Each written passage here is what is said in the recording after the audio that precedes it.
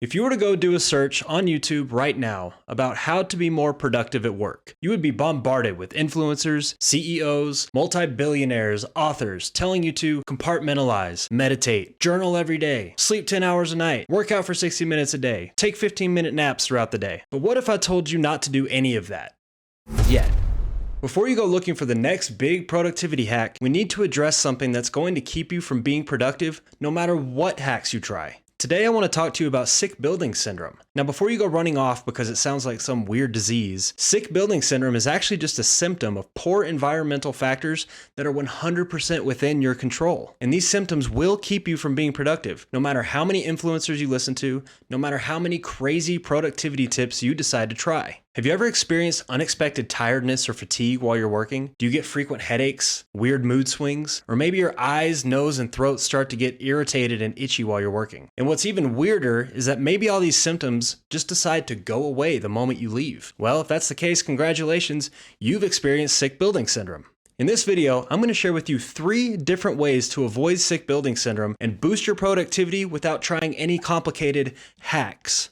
Sick building syndrome, or SBS, affects people that spend a lot of time in, well, you guessed it, inside buildings. But surprise, surprise, it can affect you in your own home office. As we talked about before, SBS is a combination of symptoms from headache, fatigue, tiredness, irritability. You could even end up with physical symptoms like an itchy throat, watery eyes, stuffy nose. And while these symptoms tend to dissipate the moment we leave the office, maybe within minutes or hours, they can actually be fairly severe and affect your mood and how much you're able to get done within a day. Have you ever heard of the word presenteeism? Well, it's a lot like absenteeism, but it's really just the opposite. You're at work, but you're not doing anything other than costing your employer money. The American Productivity Audit reported that decreased productivity costs the U.S. economy $150 billion annually, and $10 to $70 billion of that is due directly to sick building syndrome. This is a real problem. So what do we do?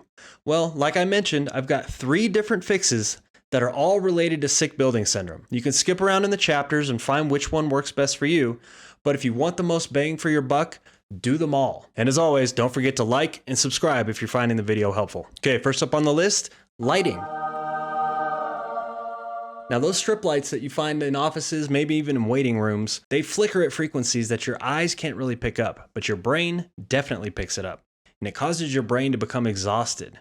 Now the temperature of the light, the color that light is emitting, can actually mess with your circadian rhythm. It can throw off your body's internal clock. In other words, your body's saying, I don't know if I should be tired or awake. This will negatively affect your sleep, which causes the cycle to continue, and the hole just gets deeper and deeper. Natural light is key to keeping your circadian rhythm and your internal clock in check. So it should come as no surprise that the first solution here is to just move closer to a window. Open it up and get some natural sunlight on your face throughout the day. Another thing you can do here is to get yourself a pair of blue light glasses.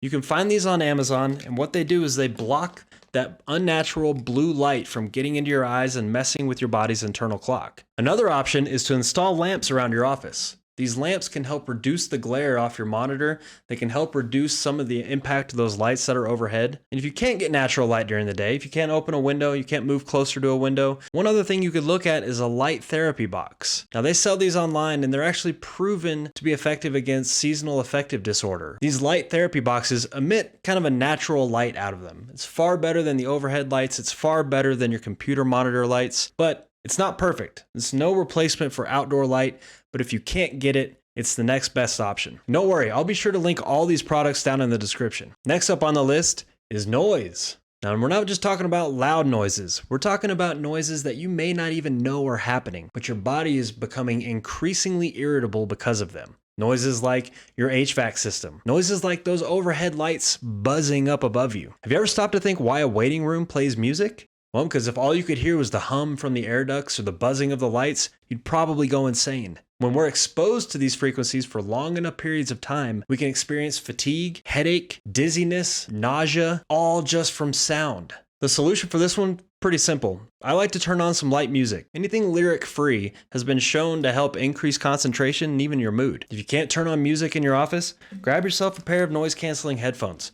I like the earbuds, but any headphones will work. Now, the most important way and the most effective way to avoid sick building syndrome is to improve your indoor air quality. In the last video we did, we talked about the surprising benefits of improving the quality of the air that you breathe every day. Benefits like improved sleep, and even fat loss. Another benefit that we covered off on though was increased productivity. Improving the quality of the air you breathe is directly correlated to how well your brain functions. And the scary thing is, what we breathe doesn't just end up in our lungs. It can pass into the bloodstream, and then that blood is transported into the brain. If you're finding it hard to focus at work, or if you're finding that your mood is shifting for no real reason, it may be time to address your indoor air quality. We go into much more depth on this topic in our last video, and I'll be sure to link it at the end of this one. But for now, let's talk about some simple solutions. First of all, open up a window. It doesn't just get fresh air into the office, but it can help regulate temperature, and it can even help with some of that unnatural lighting like we talked about earlier in the video. The nice thing about outside air is that 9 times out of 10, it's much higher quality than the air that's been stagnant inside your office. Usually. Make sure that there's no red flag warnings or wildfire smoke near you before you go opening up all the windows in the office. Next up,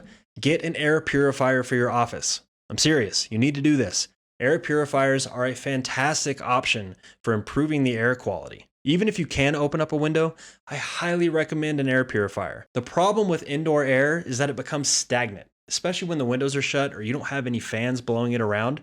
It just sits there and particulates are able to build up and collect over time. Now, air purifiers, what they do is they move air through it, taking air from one part of the room, moving it to the next. But the magic happens with that filter in between. Now, the filter inside an air purifier is designed to capture those particulates. And if you have the right filter installed, it can capture those that are the most dangerous. And even those that we talked about that can get down into your bloodstream and ultimately affect your brain, your focus, and your productivity. I covered off on all this in the last video, but just remember that an air purifier is really only as good as the filter that you put inside. We've got a list of our favorite air purifiers down in the description below, and we've made sure that they're compatible with all of our sub-micron air filters. If you're a business owner, or maybe you're just an employee that's noticed a dip in productivity around the workplace, we have a service that can help you as well. Head over to peakhealthadvantage.com to learn about our comprehensive service that not only improves your environment, but protects it over the long haul. Listen, we spend over 80% of our lives indoors,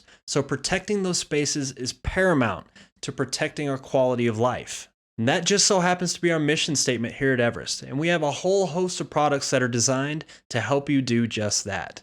Head over to everestdefense.com and be sure to check out some of our products. Enter code YouTube25 at checkout and receive 25% off your first order.